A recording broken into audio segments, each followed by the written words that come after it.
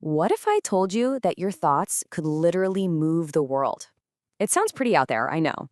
But today, we're going to dive into a fascinating philosophy called Jungbub, which claims that there's a radical, very real connection between our minds and the entire cosmos. So let's just start with that big central question. I mean, really think about it. Does it sound like something out of a sci-fi movie? Can your thoughts, just your consciousness, actually move the planet? Well, according to the philosophy we're exploring today, the answer is a huge, resounding yes. Its entire promise is built on this powerful, almost unbelievable statement. When our minds move, the earth moves. Okay, so how on earth would that even work? How does a single thought ripple outwards and affect the entire planet? Well, get this. This isn't supposed to be a metaphor. It's presented as a literal, honest-to-goodness cosmic chain reaction. The whole sequence is laid out like a set of cosmic dominoes. It all starts with the human mind. The claim is, when our minds move, the Earth's axis itself literally begins to shift, and that movement then causes our entire solar system to move. And it doesn't stop there. That, in turn, moves the galaxy. It's this wild cascade effect, all starting from one little point of human consciousness and scaling up to something astronomical. Right. So, if human consciousness really has this incredible power, does it have an epicenter? A kind of spiritual ground zero? According to this philosophy, it absolutely does. All of this energy is said to come from one very specific place on Earth. The way it's explained is through this really powerful analogy, the tree of humanity.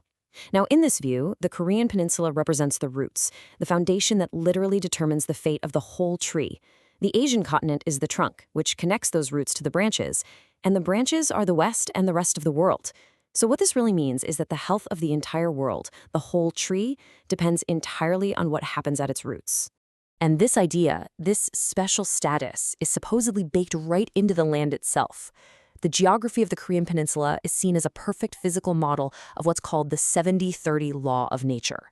See, 70% of the land is mountainous, which represents a kind of static, saved-up energy. The other 30% is plains, representing active, dynamic energy. And this particular balance is seen as absolutely fundamental to its role as the root of all humanity. So if the place is the root, then who are the people meant to tap into this incredible power? Well, the source points to a very specific group, the intellectuals, or jishik-in in Korean, and they're said to hold a profound debt to the people. Yeah, these intellectuals, they're basically positioned as the main characters, the agents in this whole cosmic drama. They're the ones holding all the world's knowledge, and with it, the potential to steer humanity's future. But why them? Why this huge responsibility? Well, the argument is that they're carrying a massive unpaid debt. Basically, their education, their very ability to gather all this knowledge, was paid for by the labor, the blood, sweat, and tears of everyday people. So they hold all this collective knowledge, but up until now, they've just been focused on their own survival. And that self-interest, if it keeps going, is said to be the very thing that will lead to the nation's ruin. So what's the fix? How do they repay this debt and, save the world? It all comes down to a fundamental shift, a journey from having simple knowledge to unlocking true wisdom and putting it into action. And this journey requires this huge transformation. It's about moving from knowledge to wisdom. And they're defined very differently here. Knowledge is something you get for yourself. It's just a collection of facts. Wisdom, on the other hand, is when that knowledge is unlocked and used for the good of everyone. It's the key that can actually save the world. And this one line really gets to the heart of it all. When you turn to use your knowledge for humanity, wisdom will open on its own. It's that selfless act, that switch in intention, that's supposedly the key that unlocks everything. Now, you might be wondering, where does this perspective come from? Well, the speaker's authority is rooted in a personal journey of extreme hardship. They talk about going into the mountains ready to die, living for years as a silent beggar, and then returning with this profound insight to teach humanity. It's that classic archetype, right? The sage who's been through the fire and comes back with wisdom. Okay, so this isn't just some abstract philosophical idea. How does this shift actually translate into action? Well, it's tied to a very tangible, great project that comes with a real-world economic reward for the people. Hey, remember that 70-30 rule we talked about earlier with the geography? Well, it's back. Only this time, It's about economics.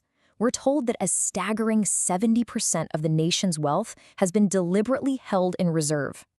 So the story goes that the people worked incredibly hard and built this massive economy, but 70% of that wealth was intentionally saved, kept out of circulation. This is explained as the reason life has been so hard for so many. It was a necessary sacrifice, storing up all that capital for a huge future, great project to be led by these newly wise intellectuals. It's like all that hard work is about to pay off and create a good world. And the core message here is one of real imminent hope. That period of hardship, of preparation, it's ending. The time for this great project is right around the corner, and a whole new era is about to begin. So, when you boil it all down, this whole philosophy really circles back to one central idea, the purpose of what we learn. And that's the question I want to leave you with. What is the ultimate purpose of knowledge? Is it something we gather for our own personal gain, or is it a tool we're meant to use for the benefit of everyone?